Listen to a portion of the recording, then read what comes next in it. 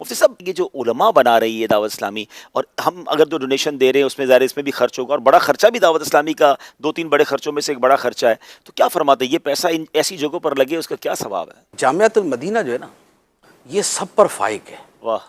क्योंकि एक आलिम जो है उसका जो फैज़ान है वो इतना वसी होता है वाह। कि उसी के अंदर किताबों की तस्नीफ भी है, उसी में तफसीरें लिखना भी आ जाता है, उसी में हदीस की शुरुआत लिखना बेसिक भी वही है। उसी में फ़तवे देना भी है, उसी में इमाम भी आ जाते हैं, उसी में ख़तीब भी आ जाते हैं, उसी में मुनाज़िर भी आ जाते हैं, उसी में मुबल्लिग भी आ जाते हैं, उसी में जितने भी दीन के कामों की जो बुनियाद है ना वो उलमा पर है। वाह वाह वाह। और उलमा जो है ये जामिया में तैयार किए जाते हैं।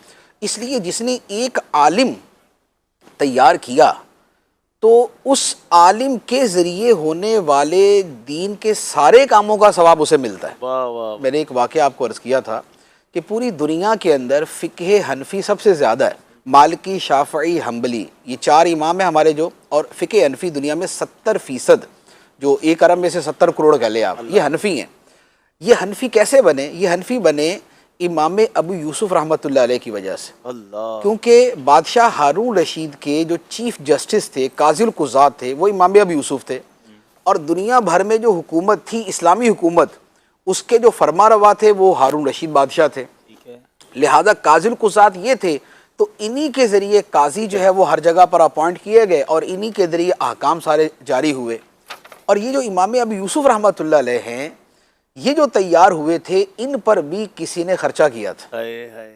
ये ख़ुद गरीब थे, ख़ुद अपने तालीम के अखराजात नहीं उठा सकते थे, ख़ुद इतने बड़े आलिम नहीं बन सकते थे, लेकिन चूँकि ज़हीन थे, बहुत समझदार थे, तो तबीयत में तफ़क्को था, तो इमाम आज़म अबू हनीफ़ा रहमतुल्लाह अलैह ने फ़रमाया कि तुम इल्मे दीन हासिल करो, तुम्हारा ख़र्चा मेरे ज़िम्मे। वाह।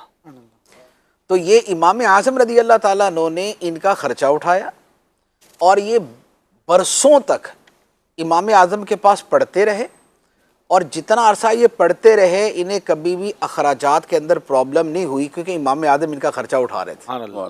तो ये पूरी तवज्जो के साथ हुसूल इल्म दीन में मशगूल रहे। और उसके बाद ये हुआ कि फिर ये काज़िल कुज़ात बने और दुनिया में 70% हनफ़ी बशमूल हमारे, बशमूल मेरे, आपके, हम सब जो बैठे हुए, ये इमाम अबू यूसुफ़ रहमतुल्लाह अलैह का फैज़ान। और इमाम अबू यूसुफ़ रहमतुल्लाह अलैह के इल्मे दीन में जो मुआवनत की थी वो इमाम आज़म ने की थी। इमाम आज़म की वो एक मुआवनत जो है वो करोड़ों लोगों तक वो काम, सबका जो सवाब है वो इमाम आज़म रज़ी अल्लाह ताला को मिलेगा। पैसा ऐसा खर्च हुआ, वो पैसा। अल्लाह। तो इल्मे दीन का मामला यही होता है कि देखें, एक बंदा मुहद्दिस बन जाता है, मुफस्सिर बन जाता है, बहुत बड़ा दीन का खादिम बन जाता है, ये पता ही नहीं होता यार इसके पीछे कौन बंदा था जिसके खर्चे उठा रहा था। अल्लाह। तो यहाँ हमारा जो दावत इस्लामी का माहौल है, इसमें तो ओवरऑल दावत इस्लामी है ना, और दावत इस्लामी में जो जामियात का खर्चा है वो ये हमारी जो अवाम है, जो हमारे मुसलमान भाई हैं, ये उठा रहे होते हैं। तो अब इनकी जो रकम उलमा की इस प्रोडक्शन के ऊपर खर्च होती है, तो वो सारे का सारा सवाब जो है वो इनको मिल रहा होता है।